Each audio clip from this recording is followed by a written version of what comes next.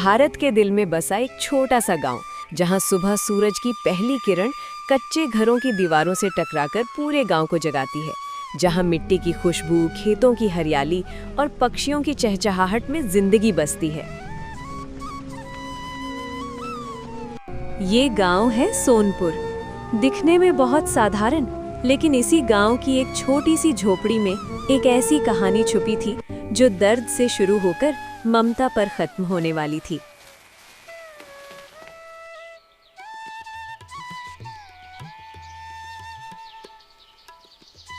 इसी गांव में एक छोटी सी लड़की रहती थी जो अपने पापा के साथ एक सादा सा लेकिन खुशहाल जीवन जीती थी।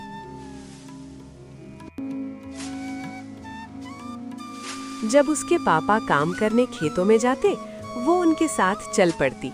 दिन भर उन्हें अलग अलग काम करते हुए देखती रहती और थक जाने पर एक पेड़ की छांव में बैठकर अपने पापा के लौटने का इंतजार करती। मेरी गुड़िया अभी तक यहीं है, घर नहीं गई। मैं क्या करती, थक गई होगी ना बेटा। आज धूप भी बहुत तेज है और लू भी चल रही है और तुम अभी तक यहीं हो। नहीं बाबूजी, मुझे अच्छा लगता है आपके साथ खेत आना। तेरी माँ भी ऐसे ही कहा करती थी। खेतों की हवा में उसे सुकून मिलता था। बाबूजी, माँ कैसी थी? बहुत अच्छी, तुझसे बहुत प्यार करती थी।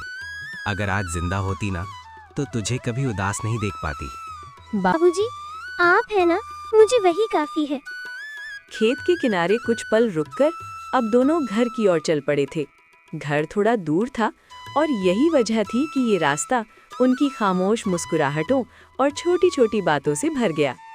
कच्ची पगडंडी पर चलते हुए एक तरफ लहलहाते खेत थे तो दूसरी तरफ मिट्टी की सोंधी खुशबू। हवा में फसलों की सरसराहट थी और बीच में एक बाप और उसकी बेटी। बाबूजी, अगर माँ होती तो क्या वो भी हमारे साथ चलती?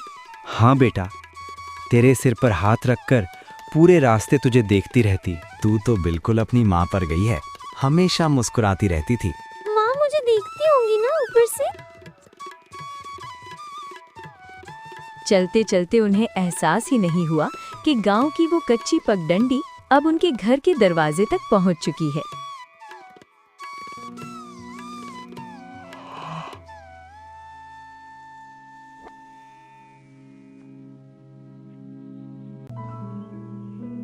माँ, आप होती ना तो मुझे ऐसे चुप नहीं रहना पड़ता। आप मेरी चोटी बनाती थी, आज कोई नहीं बनाता। माँ, आपको मेरी याद आती होगी ना? उसे माँ की गोद की गर्माहट याद आई। माँ की वो आवाज याद आई जो हर बार कहती थी, डर मत बेटी, मैं हूँ। एक पल के लिए गुड़िया ने आंखें बंद की और उस याद को अपने दिल से लगा लिया। घर के एक कोने में बैठी गुड़िया आज फिर अपनी माँ को याद करने लगी। उसे याद आया कि कैसे माँ उसे प्यार से गोद में उठाती थी, उसके गालों पर हाथ फेरती थी और हर बार मुस्कुराकर कहती थी, मेरी गुड़िया। माँ का वो दुलार जिसमें थकान भी सुकून बन जाती थी। उसे वो दिन भी याद आए जब माँ उसका हाथ थामकर बाजार ले जाया करती थी, जब वो उसे अपने हाथों से खाना खिलाया करती थी। रात होने पर सोने से पहले माँ गुड़िया के पास बैठ जाती थी। वो प्यार से उसका माथा सहलाती, जैसे हर चिंता को उसी स्पर्श से मिटा देना चाहती हो।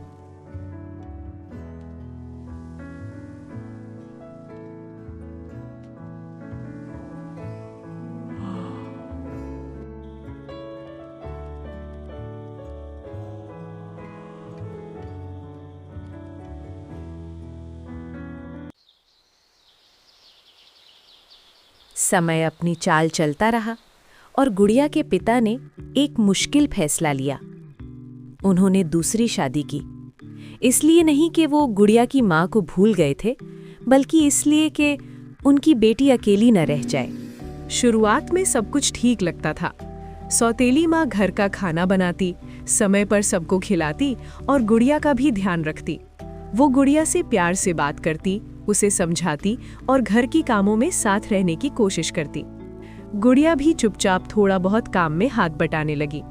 उस समय घर में एक अजीब सी शांति थी, जैसे सब कुछ धीरे धीरे सही हो रहा हो।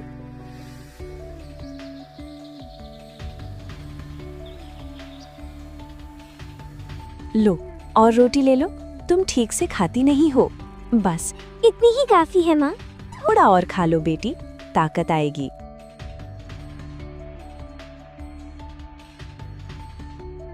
खाना बहुत स्वादिष्ट है। हाँ माँ।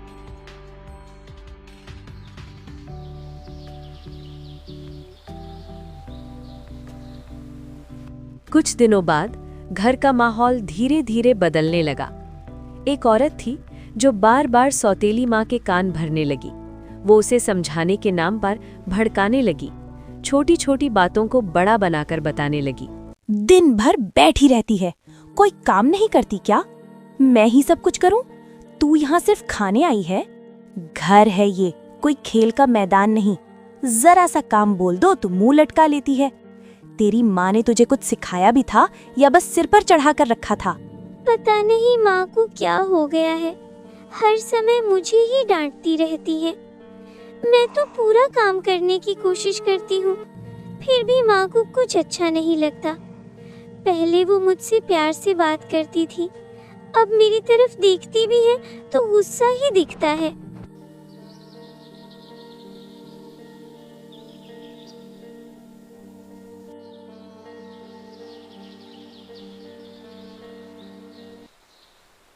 अब गुड़िया घर के सारे काम करने लगी।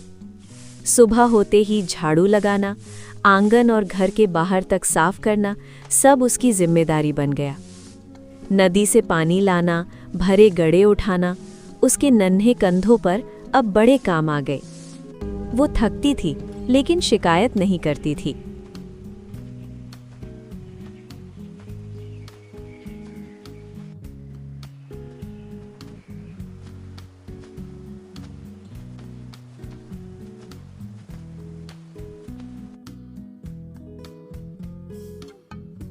अरे गुड़िया, इतनी जल्दी कहाँ जा रही है?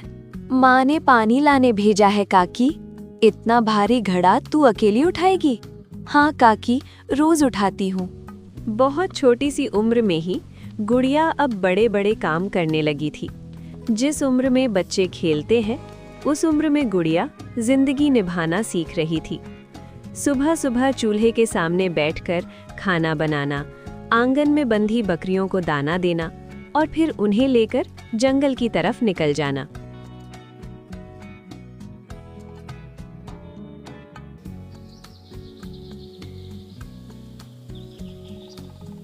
दिन भर काम करने के बाद जब रात को गुड़िया सोती तो उसका छोटा सा शरीर अकड़ जाता, हाथ पांव दर्द से भारी हो जाते, जैसे हर मांसपेशी उससे आराम मांग रही हो। कभी कभी उसे बुखार भी आ जाता, माथा तपने लगता, सांसें भारी हो जाती, लेकिन वो क्या करती?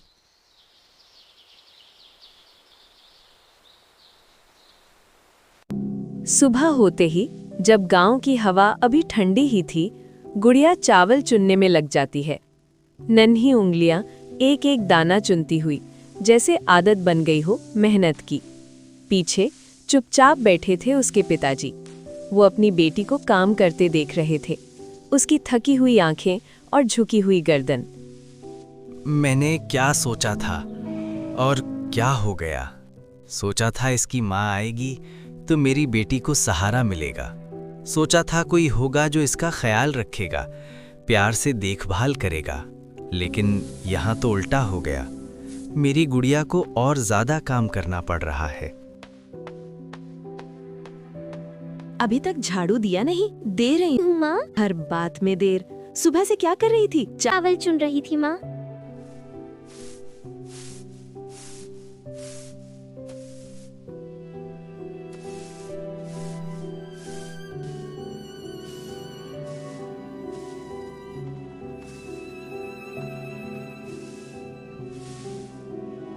झाड़ू लगाने के बाद गुड़िया को एक पल भी आराम नहीं मिलता। वो सीधे रसोई की ओर बढ़ जाती है, चूल्हे के पास बैठकर खाना बनाने लगती है। धुआं उसकी आंखों में भर जाता, हाथ जलने लगते, लेकिन वो रुकी नहीं। सुबह से लेकर शाम तक उसका काम कभी खत्म नहीं होता। कभी खाना बनाना, कभी बर्तन धोना, कभी पानी भरना। अब गुड़िया पूरे दिन सिर्फ काम ही करती रहती है।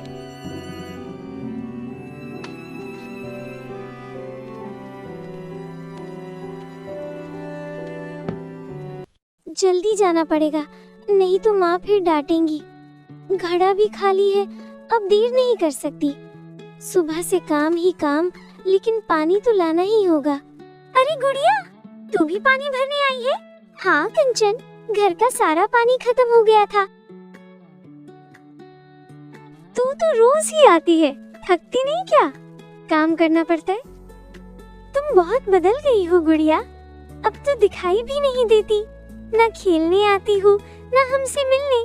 कहाँ रहती हो तुम? सारा दिन क्या करती रहती हो? क्या बताऊं कंचन, जब से मेरी सौतेली माँ आई है, तब से मुझे चैन से रहने नहीं देती। हर समय कुछ ना कुछ काम बता देती है। सुबह से शाम तक बस काम ही काम। मैं थक जाती हूँ कंचन, लेकिन कह नहीं पाती। अब मुझे पहले जैसा कुछ भी अच्छा नहीं लगता। पर गुड़िया, मैंने तो गांव में कुछ और ही सुना है। सब कहते हैं तुम्हारी नई माँ बहुत अच्छी है। कहते हैं वो तुम्हारा पूरा ख्याल रखती है और घर का सारा काम खुद ही कर लेती है। फिर तू इतनी थकी थकी क्यों रहती है? अगर वो सच में इतनी अच्छी है, तो तू यूं चुपचाप क्यों सह रही है? तुमने सही सुना है कंचन, शुरू में सब ठीक था।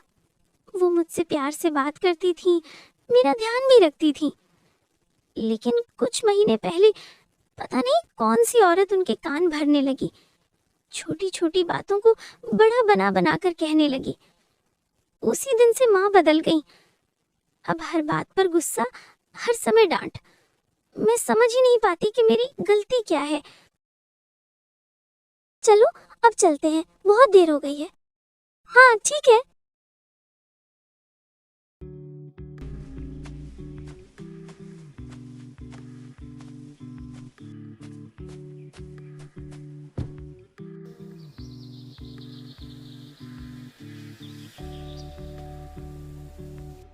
देखते देखते रात हो जाती है।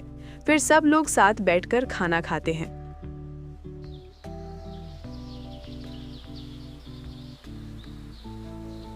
सुबह होते ही गुड़िया फिर से काम में लग जाती है। सबसे पहले वो घर में झाड़ू लगाती है, आंगन से लेकर कमरे तक हर कोना साफ करती है। उसके चेहरे पर नींद के निशान होते हैं, लेकिन हाथ फिर भी जलते रहते हैं। काम निपटाने के बाद गुड़िया अपने पिताजी के साथ खेतों की ओर निकल जाती है। पिता आगे आगे चलते हैं और गुड़िया चुपचाप उनके पीछे। जाओ बेटी, अब बहुत देर हो चुकी है, धूप भी तेज हो गई है, घर चली जाओ। ठीक है बाबूजी।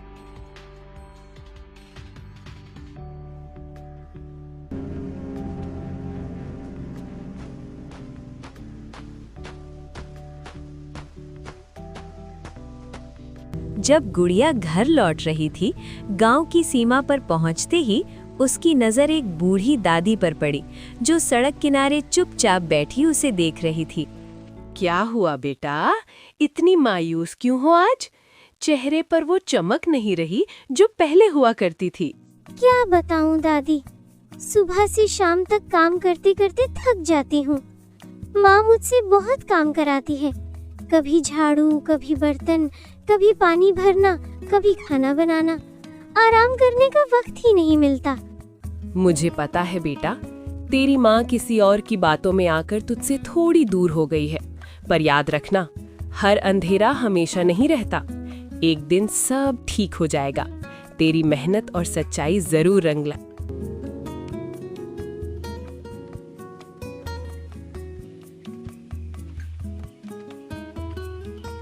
चलो बेटा, मेरे साथ चलो। आज तुम्हें मैं मिठाई खिलाऊंगी। थोड़ी सी मिठास से दिल का बोझ भी हल्का हो जाता है। ठीक है दादी। बेटा, जिंदगी में दुख आते जाते रहते हैं, पर हिम्मत वाला दिल कभी हार नहीं मानता। दादी, कभी कभी मन करता है कि सब कुछ छोड़कर कहीं दूर चली जाऊं। नहीं रे बिटिया, भागने से दुख पीछे नहीं छूटते, सामना करने से ही रास्ता निकलता है। आपसे बात करके अच्छा लग रहा है दादी, मन थोड़ा हल्का हो गया। बस यही तो चाहिए था मुझे, तेरी आंखों में फिर से थोड़ी रोशनी। इसी तरह दादी और गुड़िया बातें करती रहीं। थोड़ी देर बाद दादी कुछ खाने की चीजें ले आईं। गुड़िया ने कई दिनों बाद सुकून से कुछ खाया। खाना खत्म होने के बाद दादी ने प्यार से उसके सिर पर हाथ फेरा। गुड़िया ने दादी को प्रणाम किया और फिर धीरे धीरे अपने घर की ओर बढ़ गई।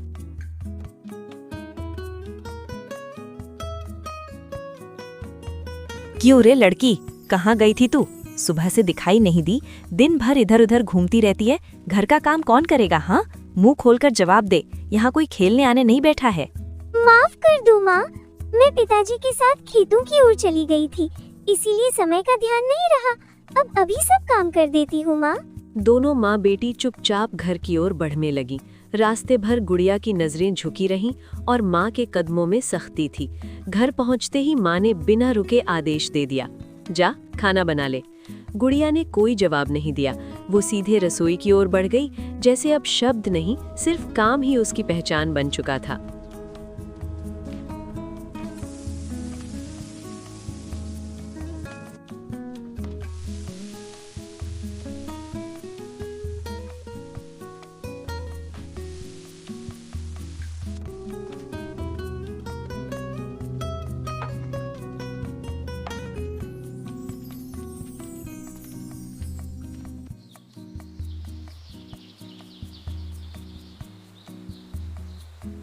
सुबह हो गई है और अब तक सो रही है। उठ जल्दी, जा पहले झाड़ू मार। मास्टर जी गांव की ओर चले आ रहे थे, हाथ में रजिस्टर, कंधे पर झोला और चेहरे पर वही जाना पहचाना गंभीर भाव। गांव में पहुंचते ही उन्होंने चौपाल के पास रुककर सब लोगों की तरफ देखा और ऊंची आवाज में बोले, सुनो सभी लोग, मैंने इस गांव में एक स्कूल खोला है। अब कोई भी बच्चा पढ़ाई से वंचित नहीं रहेगा। तुम सब अपने बेटा बेटी दोनों को जरूर स्कूल भेजना। पढ़ाई ही वो रास्ता है जो हमारे बच्चों का भविष्य उजला कर सकती है। आज नहीं तो कल यही शिक्षा तुम्हारे घरों की सबसे बड़ी पूंजी है। मैं भी स्कूल जाऊंगी, अभी पिताजी को जाकर बताती हूँ। बाबूजी, आपको पता है, आज गांव में एक मास्टर जी आए थे। उन्होंने बताया कि हमारे गांव में नया स्कूल खुला है। बाबूजी, मैं भी स्कूल जाना चाहती हूँ, मैं भी पढ़ना चाहती हूँ। ठीक है गुड़िया, अगर तू पढ़ना चाहती है तो जरूर पढ़ेगी। मैं कल ही तेरा स्कूल में दाखिला करा दूंगा। अब तुम मन लगाकर पढ़ना। ये सुनते ही गुड़िया का चेहरा खुशी से खिल उठा। जिस आंखों में अब तक थकान और आंसू थे, वहीं अब सपनों की चमक दिखाई देने लगी। और पिताजी भी मन ही मन बहुत खुश थे। रसोई में रोटी बेलते हुए सौतेली माँ के हाथ तो चल रहे थे, लेकिन दिमाग में और ही बातें घूम रही थीं। उसे लग रहा था कि अब अगर गुड़िया स्कूल जाएगी तो घर का सारा काम उसी के सिर आ जाएगा। कल स्कूल जाना है ना, तो जल्दी सो जा गुड़िया। ठीक है माँ।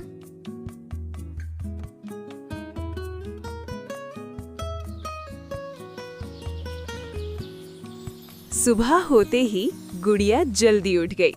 उसके चेहरे पर नींद कम और उत्साह ज्यादा था।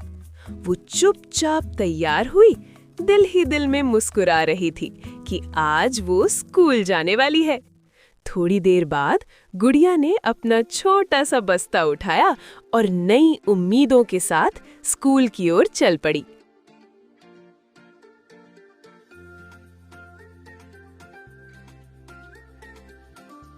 शुरू करें ए से बी तक।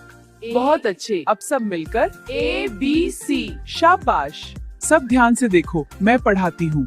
जी टीचर, हम समझ गए। बिल्कुल, और आगे बढ़ो। ये बहुत अच्छा है।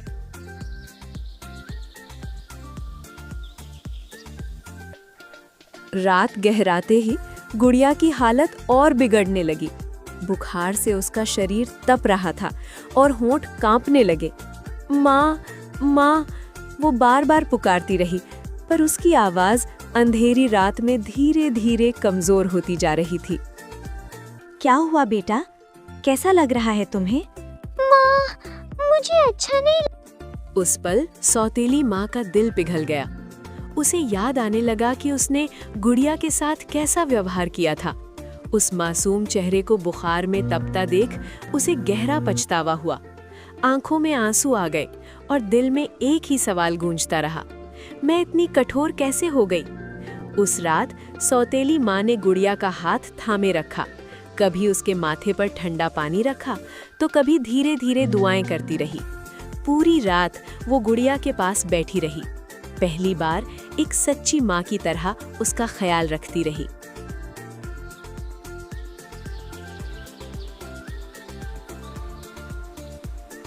अब कैसा लग रहा है गुड़िया?